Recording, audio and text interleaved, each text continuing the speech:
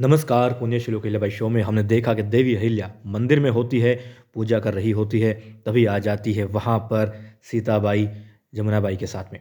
और सीताबाई आरोप लगाती है देवी अहिल्या पर, कहती है बहुत खुशी हो रही ना, इसीलिए पूजा कर रही हो। तुम्हें तो बहुत अच्छा लगा मेरे ससुर को जेल में पहुँचाकर। वो कहती है मैंने जानबूझकर नहीं किया, मैं तो खुद चाहती थी कि धना सरदार निर्दोष निकले, मगर वही दोषी थी तो मैं क्या करूँ। उन्होंने कहा तूने जानबूझकर सब कुछ किया, तुम जानबूझकर ऐसा माहौल तुमने बना दिया कि धना सरदार उसमें फंस जाए, इसलिए वो फंसे हैं। मैं जानती हूँ तुमने सब कुछ जानबूझ के किया है अहिल्या। फिर वो कहती हैं अहिल्या तुम्हारे पति को युवराज घोषित कर दिया गया, मैं फिर भी अपने घर में खुश थी, मुझे कोई शिकायत नहीं थी, मगर तुम्हारा इससे भी पेट नहीं भरा, तुमने मेरी गृहस्थी में आग लगा दी। फिर देवी अहिल्या कहती हैं ऐसा नहीं है, मैंने ऐसा कुछ नहीं किया और मैं भला तुम्हारे जीवन में ऐसा क्यों करूँगी, मैं तो तुम्हारी खुशी ही चाहती हूँ। फिर वो कहती नहीं ऐसा नहीं है, और फिर कुछ कहने लगी तो उससे पहले ही जमुनाबाई कहती है इसे कुछ मत कहो, इससे कहने का कोई फ़ायदा नहीं है। कुछ लोगों को तो आनंद आता है दूसरों के जीवन में जहर घोल करके। फिर वहाँ से वो दोनों चली जाती हैं और गौतम भाई सरकार ये सब मंदिर के बाहर खड़ी देख रही होती है, और दोनों की दोनों सीताबाई भी और जमुनाबाई भी उनकी देवी अहिल्या की सासूबाई अक्का साहेब पट रानी के सामने से, गौतम भाई सरकार के सामने से निकल जाती है अनदेखा करके गुस्से में। फिर क्या होता है, फिर वो भी आती हैं अपनी सुनबाई के पास में और कहती हैं अहिल्या तुमने गलत किया। वो कहती हैं मैं क्या करती, वो कहती मैंने तुम्हें कहा था कि घर में ध्यान दो, रसोई में ध्यान दो, मगर तुम राजपाट का पीछा नहीं छोड़ती, मैंने तुमसे मना किया था। वो कहती हैं ये तो जो हुआ सो हुआ, चलो सासूबाई मैं आपको विश्वास दिलाती हूँ कि मैं अब से आपका विश्वास कभी नहीं तोड़ूंगी, और जैसा आप चाहती हैं बिल्कुल वैसा ही होगा।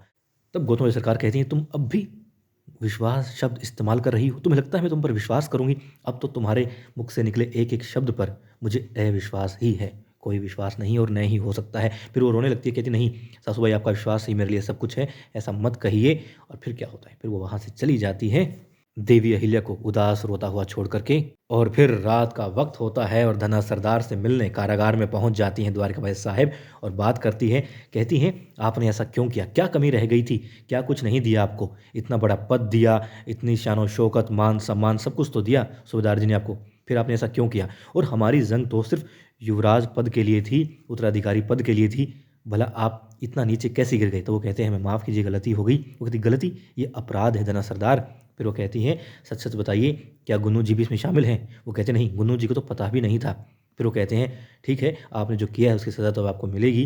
फिर धना सरदार कहते हैं आप ऐसे नहीं जा सकती, हमसे वादा किए बिना कि आपको हमारी मदद करनी होगी। वो कहते हैं अब भी आप ऐसे शब्द इस्तेमाल कर रहे हैं, आपकी हिम्मत की दाद देनी होगी। फिर वो कहते हैं आपको करना पड़ेगा। क्यों क्यों करना पड़ेगा।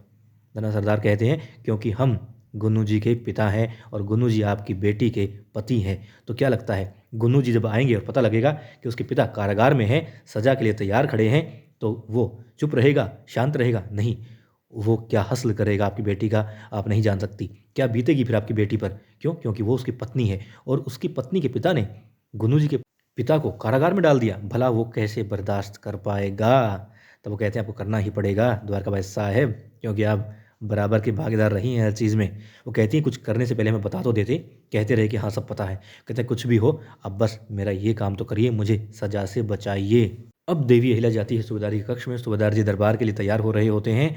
फिर देवी अहिल्या कहती है, प्रसाद हाथ में होता और कहती हैं कि आप दरबार जा रहे हैं। सूबेदार जी कहते हैं हाँ, और कहते हैं बहुत सही समय पर आई। प्रसाद खाते हैं और फिर देवी अहिल्या कहती हैं कि मुझे आज समझ में आया, मतलब स्त्री कुछ अपनी मर्यादा से बाहर जाके या घर से बाहर जा करके कुछ करना चाहे तो सब लोग उसके खिलाफ हो जाते हैं, उससे बुरा मानते हैं, गलत मानते हैं।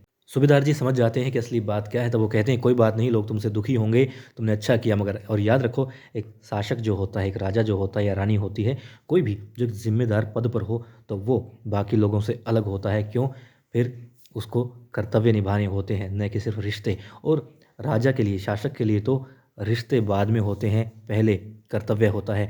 और आपको क्या लगता है देवी अहिल्या कि मैं रात भर सोया हूँ? नहीं, मुझे नींद नहीं आई, क्योंकि मैं एक पिता भी हूँ, एक पति भी हूँ। सिर्फ पुरुष या शासक ही नहीं, मेरे और भी कर्तव्य हैं और भी रिश्ते हैं, मगर प्रजा का रिश्ता सबसे बड़ा है, पर जो प्रजा के साथ कर्तव्य है वो सबसे पहले है। और ये तो हर शासक के साथ होता है, उसे रिश्ते और कर्तव्यों में से चुनना पड़ता है, और अधिकतर रिश्ते टूट जाते हैं, छूट जाते हैं, लेकिन कर्तव्य को जिताना ही पड़ता है, निभाना ही पड़ता है। देवी अहिल्या कहती है मैं टूट चुकी हूँ। वो कहते हैं नहीं, तुम नहीं टूटी हो, तुम्हें करना होगा, तुम कर सकती हो और तुम करोगी। वो कहती है सरकार मेरे बस का नहीं। वो कहते हैं तुम करोगी अहिल्या, मैं जानता हूँ तुम करोगी और तुम कर सकती हो। तभी आती है एक दासी और कहती है सरकार, मंजली आई साहब ने आपको याद किया है। फिर मंदलियाई साहब के पास जाते हैं सूबेदार जी और देखते हैं जो सीताबाई होती है अपने गहने उतार रही होती हैं, फेंक रही होती है, गुस्सा हो रही होती है, रो रही होती है और द्वारकाबाई साहब उसे मना रही होती है, समझा रही होती है।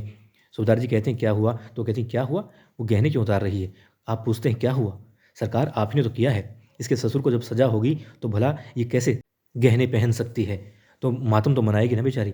और फिर जब ये बात इसके पति गुन्नू जी को पता लगेगी कि आपने धना सरदार यानी गुन्नू जी के पिता को जेल में डाल दिया है, तो भला वो क्या हाल करेंगे? क्या वो रिश्ता रखेंगे इसके साथ में? फिर सजने संवरने का क्या फ़ायदा सीताबाई का? फिर सीताबाई रोती है, गिड़गिड़ाती है अपने पिता के सामने, जबकि वो कह रहे होते हैं कि मेरे लिए प्रजा पहले है और धना सरदार ने गलत काम ही तो किया है, तो मैं क्या करूँ?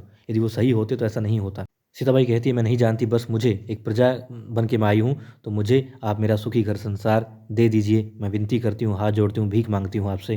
और सूबेदार जी यहाँ पर अपनी विवशता दिखाते हैं। वो कहते हैं मैं क्या करूँ, मैं चाह कर भी तुम्हारा साथ यहाँ पर नहीं दे सकता क्योंकि धना सरदार ने गलत किया है। तब वो कहती हैं देख लीजिए, द्वारकाबाई साहब कहती है देख लीजिए आपकी बेटी है, आपको क्या करना है, इसके सुखी जीवन में आग लगानी है या। तब वो कहते हैं द्वारकाबाई साहब समझिए, हम हमेशा यही कहते आए हैं कि प्रजा पहले है, कर्तव्य पहले है, रिश्ते बाद में हैं और भला हम खुद ही अपने शब्दों से, अपने वचनों से कैसे मुकर जाएं।